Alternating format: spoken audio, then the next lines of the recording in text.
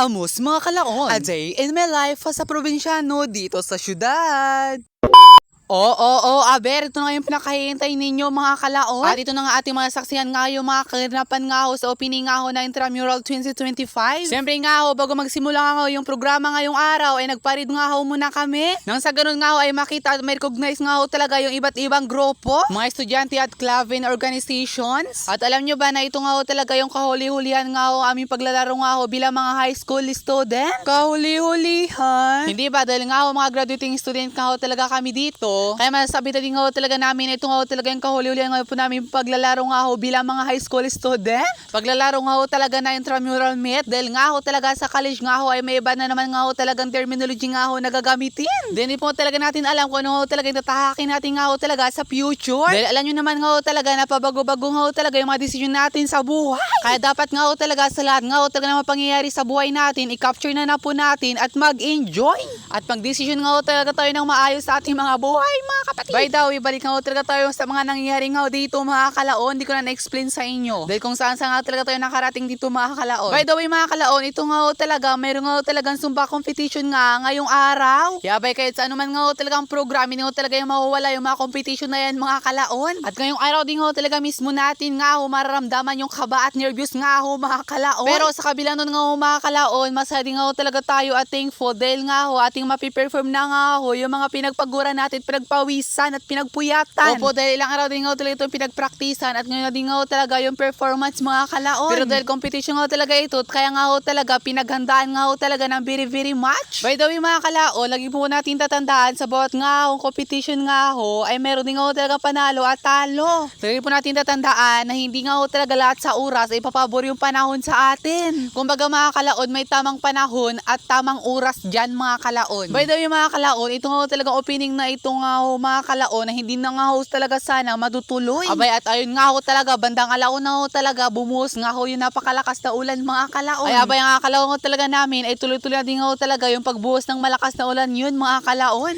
Kaya nag-observe nga talaga muna yung mga teachers kung tutuloy pa ba yung malakas na ulan na ito. Dahil kung tuloy-tuloy na din talaga yung pagbuhos nga ng napakalakas na ulan, abay hindi talaga matutuloy yung intrams ngayon. Ipapagbukas na lang talaga mga kalaon. At thankful din talaga kayo mga kalaon dahil nga 2:30 nga talaga ay huminto na din nga talaga yung ulan. Dahil alas 3 din nga talaga yung aming start nga ng aming parade, kaya ayun naghinto siya. Kaya ayun tuloy ang saya. By the way, itong event nga talaga yung intramural meet nga ngayong 2025. Isa din nga talaga ito sa binabantayan, inaabangan nga talaga ng ating mga estudyante mga kalaon. Isa din nga talaga ito sa napakasayang parte nga talaga ng isang mag-aaral mga kalaon. Dahil hindi lang talaga natin na ipapakita nga talaga sa akademiko nga talaga yung ating kagalingan, kundi nga maaari din nga natin may pakita sa sports. Abay ang aking paalalali nga talaga bilang mag-aaral nga kung ikaw ay atleta at nag-aaral din nga talaga mga kalaon, dapat din nga talagang alamin mo at alay mo muna nga talaga yung tamang pag-manage nga ng iyong oras. Dahil nga talaga minsan, di ko naman nga talaga nila lahat, may mga ibang atleta nga talaga na magaling nga talaga sila sa sports, kaso lang nga talaga mga kalaon na pababayaan nila yung kanilang akademiko. At lagi nga talaga nating tatandaan na kahit sa mga talaga tayo mapunta at sa mga tayo mapadpad, yung ating mga natutunan at tinuturo nga talaga sa atin ng mga guro, ay walang nga talaga makakakuha niyan kahit sino man siya. Yung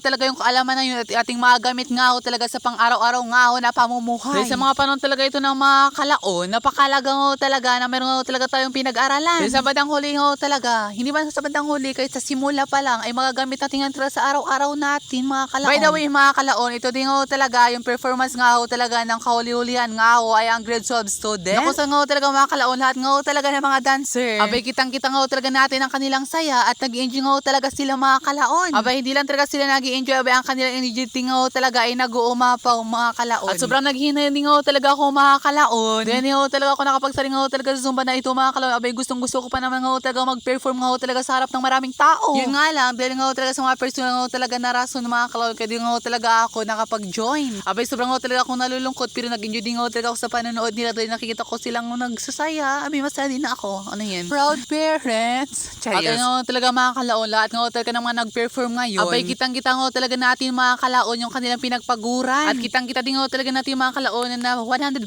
nga ho talaga silang nagbibigay ng kanilang best. Nang nga ho talaga successful nga ho talaga yung kanilang performance. Abay hindi nyo talaga alam mga kalaon sa mga oras na yan nga ho talaga mga kalaon parang maubusan nga ho talaga ako ng boses mga kalaon. Sa kasisigaw ko talaga mga kalaon abay parang mapapaus nga ho talaga ako. Pero nga ho talaga mga kalaon sa mga oras nga ho talaga mga kalaon nataranta din nga ho talaga ako dahil nga ho talaga sa mga nangyayari mga kalaon. Alam nyo rin mga kalaon dami nangyayari talaga mga kalaon. By the way mga kalaon ako talaga gusto nga ho talaga magpasalamat mga kalaon dahil nga ho talaga kitang-kita ko nga ho talaga yung mga suporta nyo talaga sa akin mga kalaon. Sa patuloy nyo ho talagang pagsuporta at panonood nga ho talaga ng aking mga videos mga kalaon. Abay kahit minsan nga ho talaga mga kalaon na ho talaga kwinta-kwinta. Nandiriyan pa rin kayo at nanonood sa akin mga kalaon. By the way mga kalaon hanggang dito na ho talaga yung aking vlog.